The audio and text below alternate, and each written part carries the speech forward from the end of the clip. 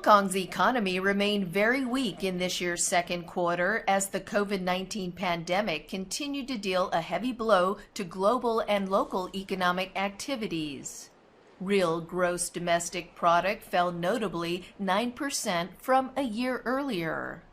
Total exports of goods dipped 2.4% in real terms despite the global recession, mainly reflecting the swift resumption of production and other economic activities in the mainland. Exports of services plunged further by a record 46.1% in real terms, as inbound tourism was frozen by widespread travel restrictions, while cross-boundary transport and commercial services plummeted. Private consumption expenditure recorded the steepest ever year-on-year decline of 14.2% in real terms. This came as local consumption activities were severely disrupted by the threat of COVID-19 and social distancing requirements throughout the second quarter, and outbound tourism came to a halt amid stringent travel restrictions.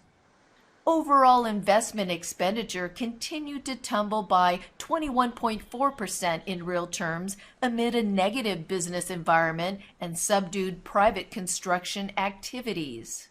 The labor market continued to deteriorate in the second quarter, with the seasonally adjusted unemployment rate surged to 6.2%, the highest in more than 15 years. Presenting the latest economic figures, government economist Andrew Au said Hong Kong's short-term economic outlook is still highly uncertain. The global economy has entered into very deep recession in the second quarter. As I mentioned, U.S. economy contracted by 9.5% year-on-year in the second quarter, and Euro area economy contracted by about 15% in the second quarter. And the extent of contraction